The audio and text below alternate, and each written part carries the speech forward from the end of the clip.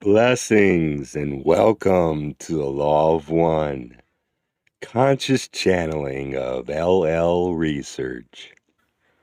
I am Hatonn, and I greet you, my brothers and sisters, in the love and the light of the infinite Creator.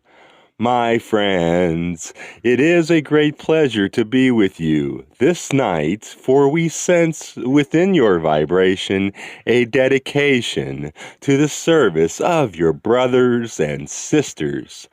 That is an object of beauty, so to speak, to behold. My friends, we of Hatonn seek to encourage those who choose the path of service to others. For it is our desire to be of service in the manner of sharing our own experiences in hope that they might benefit those whose path is similar to our own. To this end, my friends, we strive not to lecture or to teach, but rather, as loving friends, accompanying you upon your path, to simply share the nourishment of our blended harmonies of spirit and experience. We of Hatonn desire to share with you this night a simple tale concerning a young child who chose to travel among others of his nation. The child of whom we speak was young, yet not afraid, for the child in truth had yet to learn to fear his other selves. As we know, this is an acquired trait. The child then was able to wander fearlessly through forest, through city, to experience many new sensations. For in being young and without fear, the child perceived no distinction between himself and the other occupants of his world, both of second and third dimension. To the child with untrained mind, the blessings of this world were shared equally by both second and third density creatures, although to the child those of the second density seemed much less resistant to accepting that bounty which was their own. The child then was peacefully able to extend and receive that love which is available to and from all things, and was able to travel peacefully and unendangered through the expanses referred to as wilderness. Eventually, the child sought in loneliness the company of his own kind, for it is of the nature of entities to interact with those of common inheritance, so as to develop the social memory complex. The child, in seeking such interaction, found instead bafflement, for those to whom the child extended love eyed the child with suspicion and returned only that which you call distrust or hatred. The child persisted, for being familiar with the fact that patience was enough to overwhelm and gain the trust of other creatures, felt confident that in time the rapport would be established and the sharing would occur.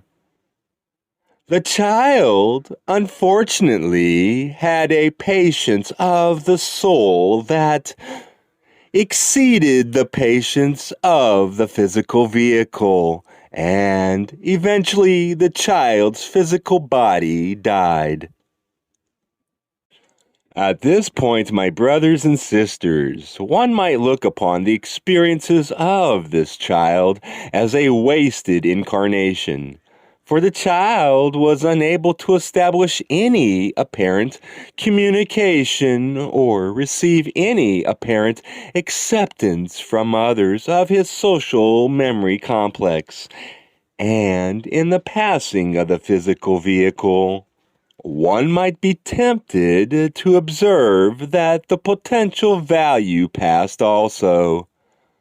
But, my brothers and my sisters, consider, if you will, the blessings imparted upon a confused whole by the small part of the whole which had, however briefly, obtained a sense of inner balance.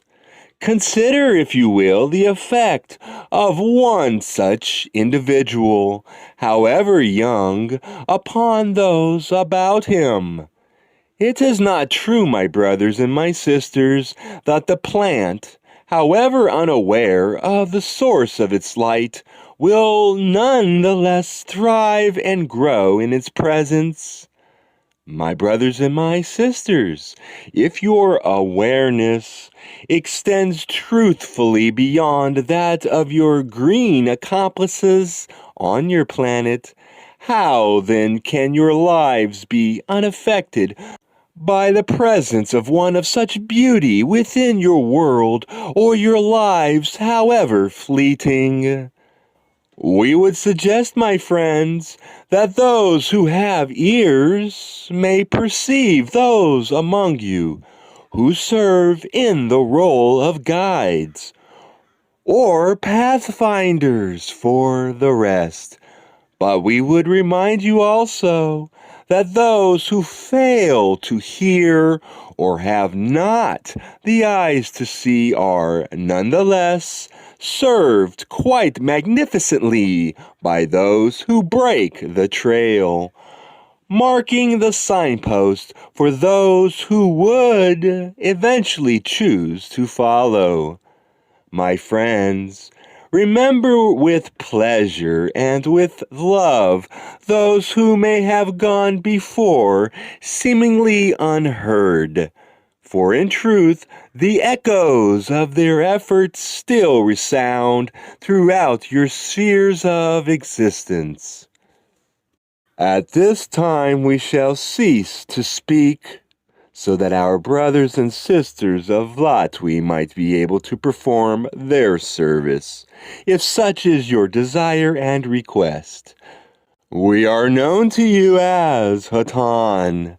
Adonai, my friends. Thank you, Hatonn. Love you.